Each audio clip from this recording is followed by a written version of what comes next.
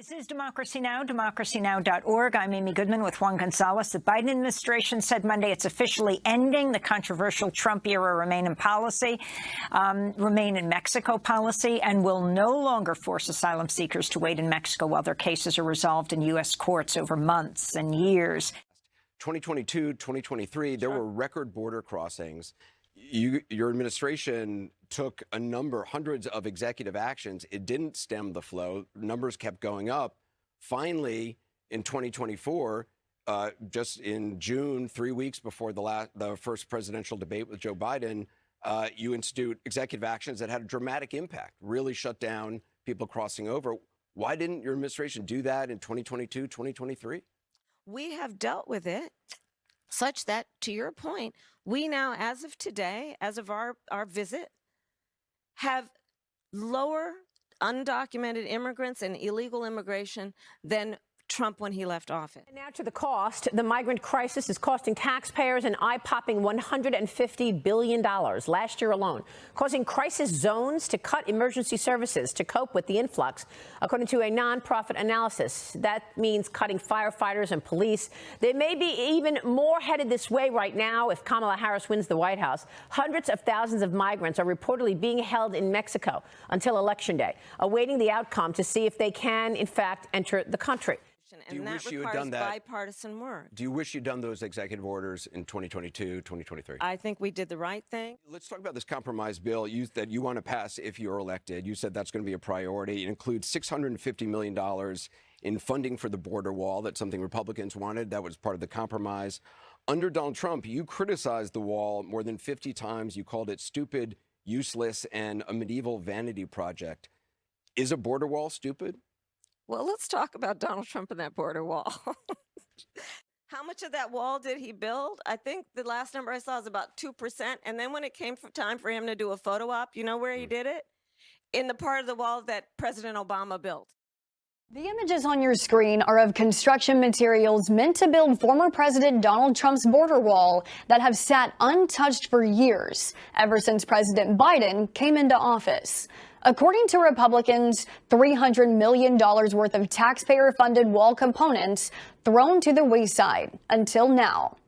Just as Congress began to move on a bill that would have used the materials to continue border wall construction, the Biden administration has been auctioning off the pieces for pennies on the dollar, according to the New York Post. But you're agreeing to a bill that would earmark $650 million to continue building that wall.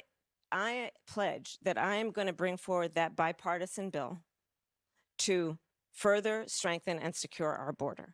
To fix the problem, you're doing this compromise bill. It does call for $650 million that was earmarked under Trump to actually still go to build the wall. I am not afraid of good ideas where they occur. So you don't think it's stupid anymore? I think what he did and how he did it did not make much sense because he actually didn't do much of anything. I just talked about that wall, right? We just talked about it. He didn't actually do much of anything. But you do want to build some wall. I want to strengthen our border. With just 2 weeks from the presidential election, the Biden-Harris administration is scrambling to hide the illegal immigration problem from the public's view and is now shipping more migrants to Texas and Arizona from California. The Border Patrol facilities there are overwhelmed, and Border Patrol sources say that the situation has come to a point where they've had to consider releasing migrants onto the streets, but because of optics issues, they've decided to increase flights of migrants to Texas and buses to Yuma, Arizona.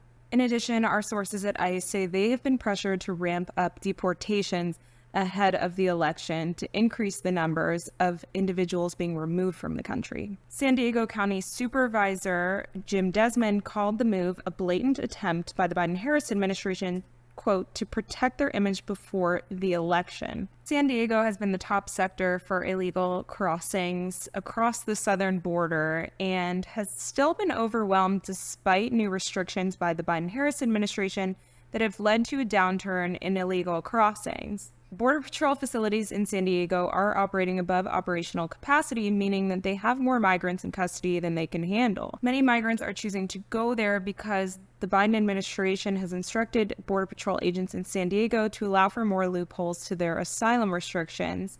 that allows for migrants from more than 100 countries in the Eastern Hemisphere to get released because their home countries will not take them back. Now, the facilities in San Diego have about 1,200 individuals in custody, operating at about 122% operational capacity. Now, in Texas, in the Rio Grande Valley, where Border Patrol is flying those migrants, they're operating at about 19% operational capacity.